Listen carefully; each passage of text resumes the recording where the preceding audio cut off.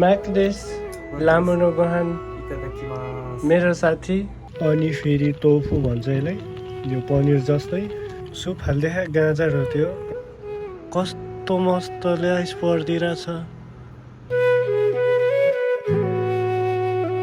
Ohio गोजाइमास र आज पनि एउटा नयाँ भ्लगमा स्वागत छ र यो भ्लगको सुरुवात भइरहेछ मेरो घरदेखि र म अहिले चाहिँ कामतिर जान लाग्यो र मेरो पहिलाको भ्लग मैले पुरा बनाउन सकिनँ चिसो भएर घर आउने बित्तिकै सुतेँ त्यही भएर र आज म देखाउन गइरहेको छु जुन मैले नि धेरै दिन भयो एक हप्ता जति मजाले भेटेको थिइनँ अनि साथी फेरि सुत्दिरहन् त्यो अवस्थामा देखाउन मिल्दैन र यो किन भनिरहेको भन्दाखेरि यो जापानमा हो नि यो जापानमा धेरै गाह्रो हुन्छ कि साथीहरूलाई भेट्न कामसँगै नपरे भेटै हुँदैन अब साथीको अर्को दिन काम हुन्छ हाम्रो अर्को दिन यो अहिले हाम्रो 8जनामा 5जनाको साइकल छ 3जना काममा निस्किसकेछन् अब 5जना बाँकी छन् 5जनाको फरक फरक सिफ्ट अनि अरू फेरि सुतिरह होला राति काम हुन्छ किनकि रातिमा धेरै पैसा आउँछ त्यही भएर धेरै राति नै राख्ने गर्दछन् काम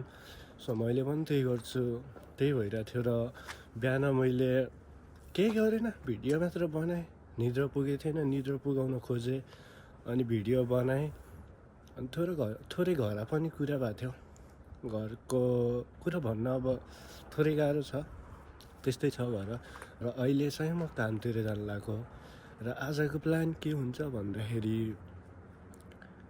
म अर्को काममा जाने र म अझ अर्कै डिस देखाउँछु जेन्जेहरूलाई सो त्यो डिस पनि सायद देख्नु भएको छैन होला त्यही भएर मजाले बस्दिनु होला किनकि क्लियरली देखाउनेवाला छु आज म त्यो डिस र अहिले म सिधै स्टार्ट गर्छु आफ्नो घाँसलाई मेरो घाँस हो त लुकेपछि मेरो घाँस यो दुइटै साइकलले लुकाइदिएछन् अनि स्टार्ट गरौँ र सिधै कामतिर हिँडौँ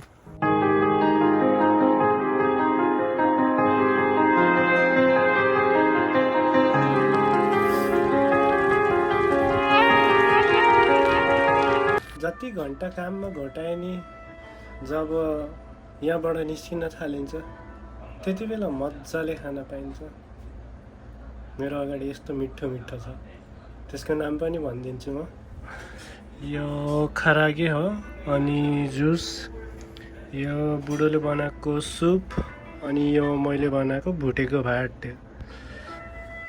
कस्तो मजा आउँछ जब काम गरेर सकिन्छ त्यति बेला अनि यो पाउने बेला क्युर्यो मतलब स्यालेरी पाउने बेला म्याक्डेस लामुनो गहान मेरो साथी मेरो भात खान आएको अनि मैले बनाएको आज ओसेट कुरेन आज दोन आज कोरेमाहरू खरागे खाबेरो नारा ते इरनै खाबेतिने गरौँ Anak kasi dito ka na sa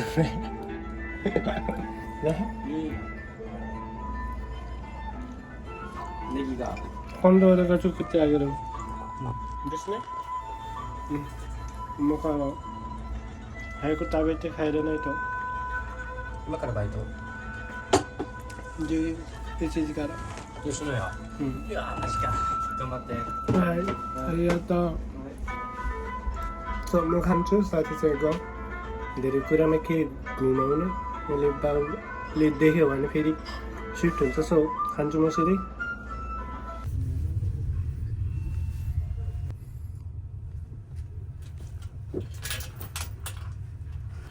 हेर त केटा हो देख्दै मलाई कम्प्युटर पनि सम्हाल्न परेन ला हो र म अब यहाँको टेन्सन होइन धेरै टाइम लाग्दैन मेरो वर्किङ मात्र लाग्न देऊ न म सिधै टेन्सन भन्छु र त्यसको लागि पनि धेरै मेहनत गर्नुपर्छ पढ्नुपर्छ नि त मेहनत भनेको सिर्फ पढाइ मात्र हो अरू केही छैन सो त्यो गर अनि यहाँ आऊ अनि यहाँ पनि पढ त्यसपछि टेन्सन हुन धेरै टाइम लाग्दैन टेन्सन भनेको यहाँको यो ओमिसे फेरि बुझ्दैन यहाँको यो दोकानको सबभन्दा ठुलो मान्छे यो दोकान हेर्ने मान्छे त्यो पनि भन्न धेरै टाइम लाग्दैन मजाले पढेर गयो भने त्यति भन्न चाहन्छु। र अहिले म केमा छु।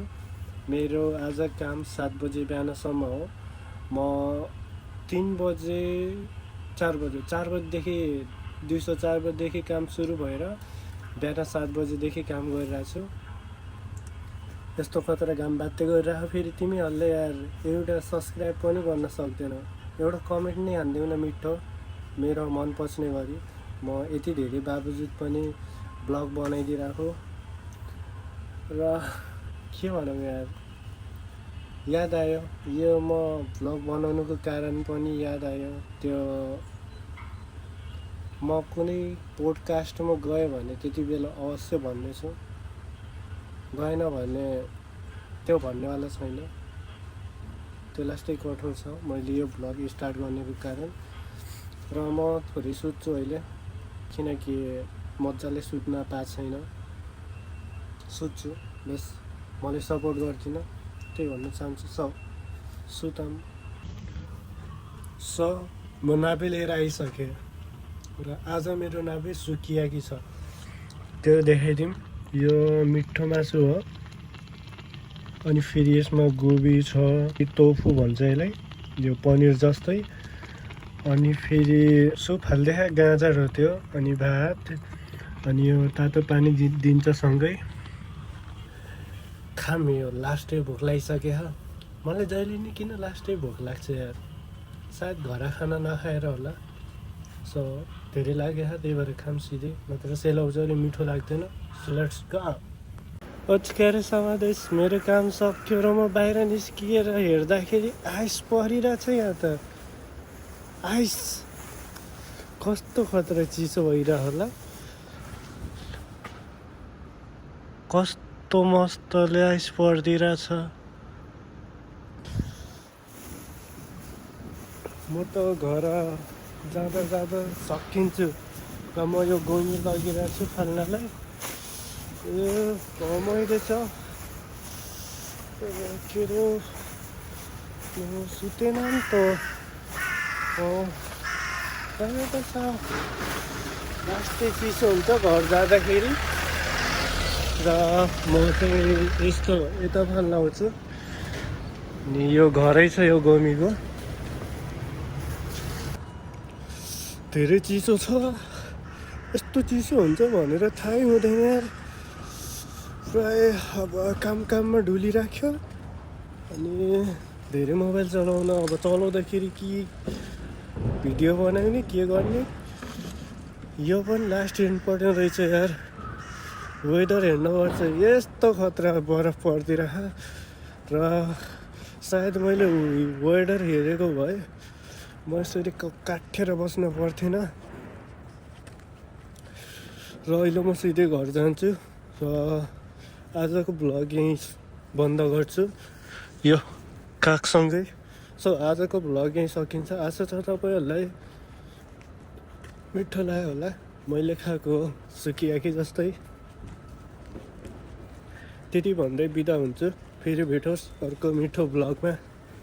बाई।